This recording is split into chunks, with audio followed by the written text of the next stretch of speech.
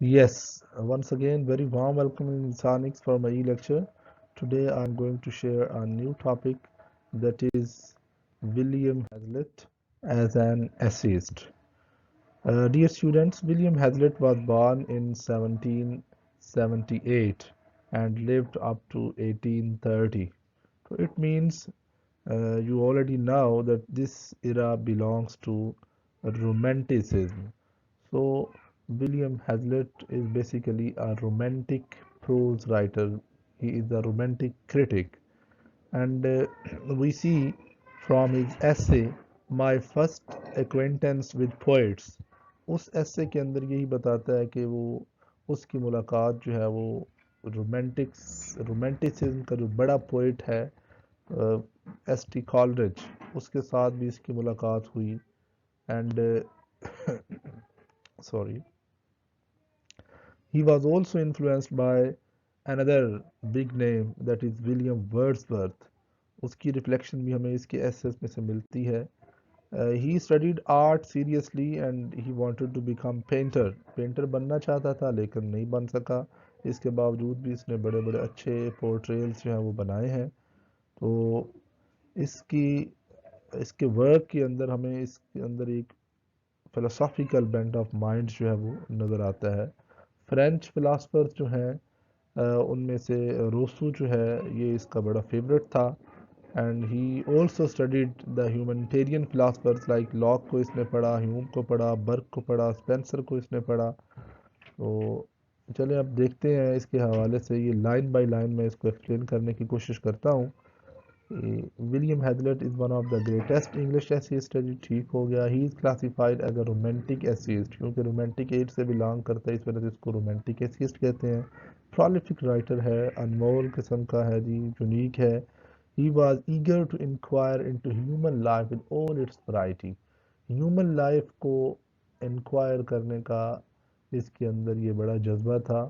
फिर किसी एक एस्पेक्ट के अंदर नहीं बल्कि सारी वैरायटी जो ह्यूमन लाइफ की होती हैं उस हवाले से ये इंटरेस्टेड था. He wrote of a vast range of topics. Her topic के ऊपर इसने लिखने की कोशिश की. इसी वजह से this is the reason. Yes, pointer आपके सामने होगा मेरा ख्याल है. He wrote of a vast range of topics. Vast range की वजह से ही कुछ जो एकेडमिक पंडित्स हैं, एकेडमिक जो पीपल हैं, they have labeled or branded Hazlitt as a literary vagabond क्योंकि इसका मल्टीफेरियस इंटरेस्ट था, मल्टीफेरियस इसकी हॉबीज़ थी.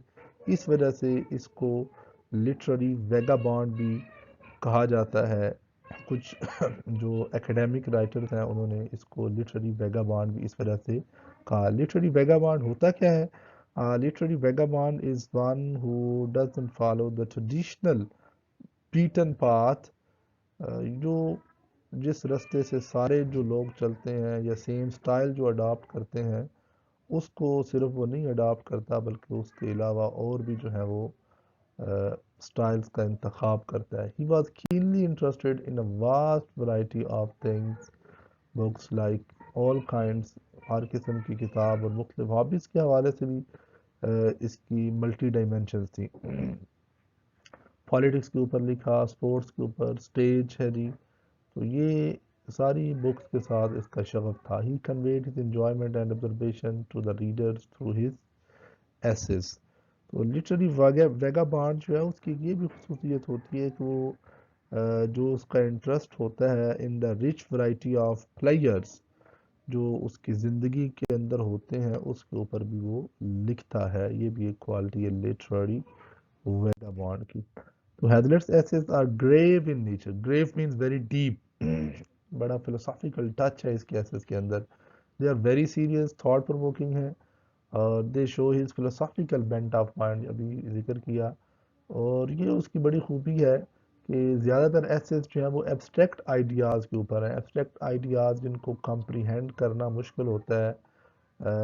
एक फ़िज़िकली चीज़ आपके सामने है उसके ख़द ख़ाल बयान करना तो आसान है लेकिन ऐसे कॉन्सेप्ट जो एब्स्ट्रैक्ट हैं, जो इनविजिबल हैं, ईगोटिज्म है, रीज़न है, इमेजिनेशन है, फियर ऑफ डेथ है, ان موضوعات کے اوپر اس نے خوبصورتی سے لکھا، اور ہی از more interested in the ideas then ان دا ایسے ایز اے فارم. یہ جملہ بار بار آپ اس کے حوالے سے دیکھیں گے کہ ہیزلٹ جو ہے وہ آئیڈیاز کے اوپر فوکس کرتا تھا رادر دین ایکسپریشن یا پھر فارم کے اسٹرکچر کیا ہونا چاہیے. یہی وجہ ہے کہ اس کے اسٹرکچر کو کچھ لوگ انفارمل بھی سمجھتے ہیں، لیکن انفارمل ہونے کا مطلب یہ بالکل نہیں ہے کہ وہ جو ہے وہ بالکل ہی انفارمل ہے اور he does not deserve to be studied. ایسی بات بالکل نہیں ہے. آگے ایک کرٹک کی ہم کوٹ یہاں پر کوٹ کریں گے. He does not indulge in moralizing. In his hands essay became means of self expression.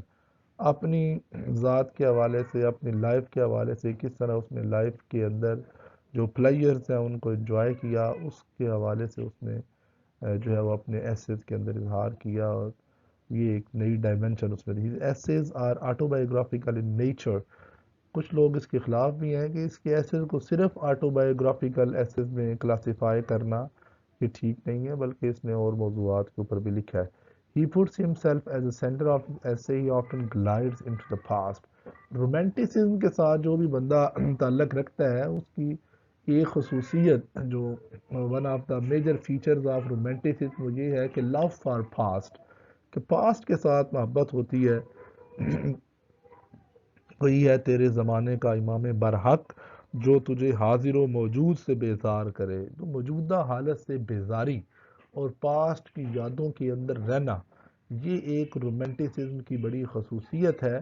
تو یہ ہمیں اس کے اندر بھی نظر آتی ہے. He often glides into the past. He weaves the texture of his essays by the threads of memory. یادوں کا ایک سلسلہ جو ہے وہ تانتا جو ہے وہ بنتا ہے اور اس سے اپنا ایسے جو ہے وہ اپنا بناتا جاتا ہے.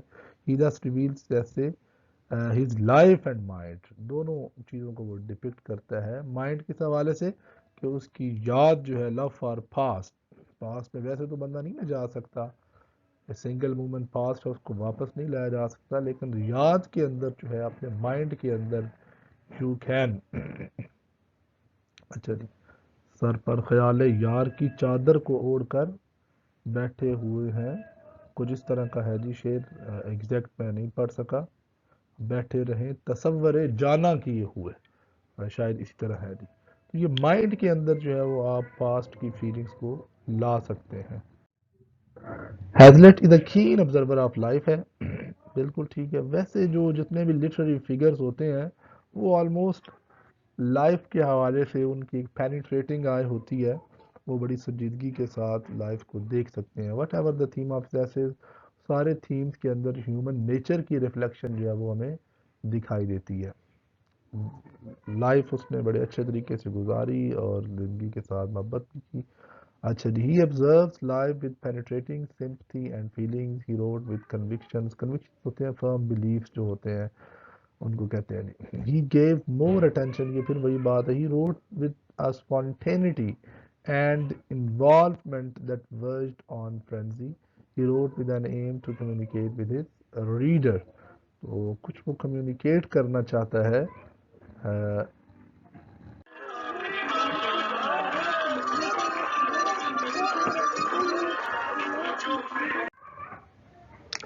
جی اوپر ایک لفظ آیا تو یہ ورجڈ آن فرینزی. فرینزی کا مطلب ہوتا ہے ان کنٹرولڈ ایکسائٹمنٹ. تو یہ جس طرح ورڈ پرس نے بھی ڈیفینیشن کی تھی کہ spontaneous over flow of powerful feeling, بندہ کہنا بھی نہیں چاہتا لیکن جو بے اختیار انسان کے منہ سے جو ہے وہ الفاظ نکل آتے ہیں، تو ایک uncontrolled frenzy kind of situation ہوتی ہے. تو ہیزلٹ کا جو ایک یہ ایسے ہے جی on actors and acting, it shows this ایسے shows his love for stage. Start میں بھی ہم نے دیکھا تھا کہ تھیٹر کی طرف بھی اس کا رجحان تھا، اسٹیج کی طرف. تو it is in praise of actors and acting. Here the essayist is highly elusive. یہ elusive کا مطلب ہوتا ہے suggesting ایٹیٹیوڈ یا پھر indirect speech. آپ ڈائریکٹ کوئی بات نہیں کرتے، صرف سجیسٹ کرتے ہیں. اس طرح کے لوگوں کو elusive person کہا جاتا ہے یا elusive style کہا جاتا ہے. His mood is philosophic and nostalgic.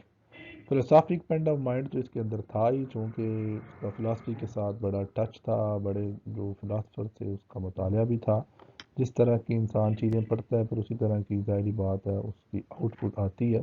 ناسٹیلجک کا مطلب یہ one of the most important characteristics of romantic age, love for past, کہ آپ موجودہ حالت سے بیزار ہیں. اور so romantic person wants to fly on the wings of imagination, وہ یادوں کے اندر، پرانی یادوں کے اندر. نوسٹالجی کا مطلب ہوتا ہے لو فار پاسٹ. تو لو فار پاسٹ جو ہے یہ رومانٹسزم کی ایک بڑی جو ہے وہ امپورٹنٹ کریکٹرسٹکس ہے. تو یہ جو ہے ولیم ہیزلٹ صاحب جو ہیں یہ بھی پرانی یادوں کے اندر، ناصر کاظمی نے جس طرح کہا تھا کہ یوں کس طرح کٹے گا کڑی دھوپ کا سفر، سر پر خیال یار کی چادر ہی لے چلیں. تو خیال یار کی چادر کا ہونا اس کا مطلب یہ ہے کہ لو فار پاسٹ ہے. تو اس کے بعد جو ہے بلکہ یہ بھی انہوں نے کہا تھا کہ رنج سفر کی کوئی نشانی تو پاس ہو، تھوڑی سی خاک کوچائے دل بر ہی لے چلیں. اینی ہاؤ ہیزلٹ کا سٹائلز دیکھیں جی، سٹائل اس کو سٹائلسٹ کہا جاتا ہے اپنے سٹائل کی وجہ سے. کنوکشنز میں نے بتایا تھا، فرم بلیفز ہوتے ہیں جی. اس کے مطابق جو ہے وہ اس نے کام کرنے کی کوشش کی.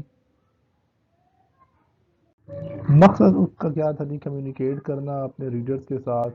ایک پرٹیکولر سٹائل اس نے اڈاپٹ نہیں کیا، بلکہ اس کا ایک اپنا یونیک سٹائل تھا. اسی وجہ سے ہم اس کو پرالیفک رائٹر بھی بولتے ہیں، اور اس کے سٹائل کو فیملیئر سٹائل کہا جاتا ہے. Hazlitt cultivated personal style which is called personal style. وہ خود کہتا ہے اپنے فیچرز، اپنے سٹائل کے فیچرز کو ڈسکرائب کرتا ہے. سٹائل اس کا فری فرام افیکشن، ولگیرٹی نہیں ہے کسی قسم کی. It rejects all that is loose and unconnected. جو لوز اسٹرکچر ہے، جو کنیکٹیوٹی نہیں رکھتا، کوہرنس نہ ہو، کوہیجن نہ ہو، اس کو یہ ریجیکٹ کرتا ہے. جو عام فیشنیبل ورڈز ہیں، جو اسٹرین کے اندر لوگ لفظ یوز کرتے ہیں، ان کا انتخاب یہ نہیں کرتا، بلکہ جو کامن ورڈ ہیں ان میں سے بیسٹ الفاظ کا یہ استعمال کرتا ہے. The words are not thrown together in any random combination. کوئی یہ نہیں ہے کہ random combination who. It has the essence of conversation. لیکن جو آئیڈیا ہے اس کے اوپر فوکس کر کے بعد اپنی جو ہے وہ پہنچا لیتا ہے. ہیزلٹ سٹائل جو ہے وہ از نیچرل ہے، یعنی اس کا اپنا سٹائل ہے، yet admirably calculated for effect and communication. It has precision ہے، اس کے اندر پیورٹی آف ایکسپریشن ہے. فگر آف اسپیچ جو ہے وہ بڑے زیادہ یوز کرتا ہے اپنا پوائنٹ آف ویو کنوے کرنے کے لیے. ان فگر آف اسپیچ میں سے کوٹیشنز کا یوز کرتا ہے، ایفورزم کا یوز کرتا ہے. اور اسی وجہ سے ہم دیکھتے ہیں کہ اس کے سٹائل کے اندر ویوڈنس ہے اور کلیئرٹی آف ایکسپریشن ہے. چیزیں بالکل واضح طور پر سمجھ آتی ہیں زیادہ تر اس کے. اور اس کی جو بڑی خوبی ہے وہ یہ ہے کہ he describe abstract ideas. Abstract ideas جن کو سمجھنا ذرا مشکل ہوتا ہے. ایبسٹریکٹ وہ چیزیں ہوتی ہیں which can not be touched اور سین، دیکھا نہیں جا سکتا، ان کو چھوا نہیں جا سکتا. تو اس کی ایک خوبصورت اگزامپل یہ ہے، اب دیکھیں نا، برین ہے یہ فزیکل اینٹیٹی ہے، اس کی فنکشننگ جو ہوتی ہے اسے مائنڈ کہتے ہیں. تو مائنڈ کو اس نے، مائنڈ ایک ایبسٹریکٹ کانسیپٹ ہے اور اس کو اس نے فزیکل ٹرمز کے اندر ڈسکرائب کیا، یعنی کنکریٹ ٹرمز کے اندر ڈسکرائب کیا گیا. تو وہ کیا کہتا ہے؟ The mind of a man is like a clock that is always running down and requires to be as constantly wound up. کہ مائنڈ جو ہے وہ انسان کا ایک گھڑیال کے مانند ہے، ایک کل بن سکتی ہے. جس طرح بیکن کے بارے میں آپ نے سینٹینسز پڑھے ہوں گے یقیناً. بیکن کے بھی اردو میں ہم دیکھیں تو جو ہمارے واصف علی واصف صاحب ہیں ان کے اندر بھی یہ ایفورزم والا سٹائل جو ہے یہ بہت زیادہ پایا جاتا ہے. His essays are remarkable for the pregnancy of expression where a single sentence would be expansion into an essay. ایک جملے سے آپ پورا ایسے بنا دیں، پوری کتاب بنا دیں. ایک اور فیچر جو ہے ان کی وہ کیا ہے جی؟ کوٹیشنز کا استعمال ہے. وہ کوٹیشنز جو ہیں وہ اکثر اوقات بڑی زیادہ استعمال کرتے ہیں. اچھا جی، پھر ہم دیکھتے ہیں کہ ہیزلٹ کے ہاتھوں جو ہے یہ ایسے جو ہے ایک سیلف ایکسپریشن کا ذریعہ بنا. He puts himself in the center whatever be the topic of the essay. He often glides into the past. وہ بات ہے جو ہم نے پہلے کی کہ پاسٹ کی یادوں کے اندر رہنا He weaves the texture of his essay by the threads of memory. جو یادوں کا ایک سلسلہ ہے اس سے وہ اپنا جو ایسے ہے اس کو بنتا ہے، اس کو لکھتا ہے. ہیزلٹ puts his ideas in an informal manner. Informal manner یعنی وہ اس کا زیادہ فوکس ہی نہیں ہے فارم کے اوپر، اس کا فوکس ہے آئیڈیاز کے اوپر.